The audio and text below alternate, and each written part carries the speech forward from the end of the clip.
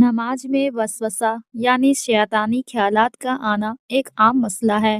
یہ شیطان کی طرف سے ہوتا ہے تاکہ بندہ عبادت سے غافل ہو جائے۔ اللہ سبحانہ تعالیٰ قرآن میں سورہ الناس میں فرماتے ہیں کہ تو کہہ میں پناہ مانگتی ہوں لوگوں کے رب کی، لوگوں کے بادشاہی کی، لوگوں کے معبود کی، وسوسہ ڈالنے والے کے سر سے جو ہٹ کر آنے والا ہے، وہ جو لوگوں کے درمیان سینوں میں وسوسہ ڈالتا ہے، جنوں اور انسانوں میں سے۔ یاد رکھیں، وسوسہ کا آنا ایمان کی علامت ہے، کیونکہ شیطان صرف مومن کو ہی بہکانے کی کوشش کرتا ہے۔ حضرت عثمان ابن ابی الیاس رضی اللہ عنہ نے رسول اللہ صلی اللہ علیہ وسلم سے شکایت کی کہ شیطان ان کی نماز اور قرات کے درمیان حائل یعنی رکاوٹ کرتا ہے، انہیں الجھن میں ڈال دیتا ہے۔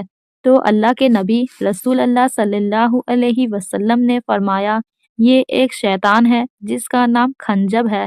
جب تمہیں اس کا احساس ہو تو اللہ کی پناہ مانگو، یعنی اعوذ باللہ من الشیطان الرجیم پڑھو، اور بائیں کندھے کی جانب منہ سے 3 بار ہلکے سے تھونک دیں، یعنی تھو تھو کر کے پھونک ماریں۔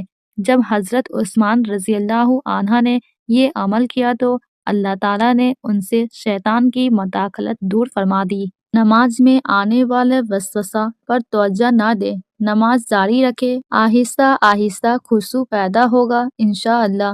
اللہ ہمیں شیطان کے وسوسوں سے محفوظ رکھے اور نماز میں دل لگا کر پڑھنے کی توفیق عطا فرمائے، آمین۔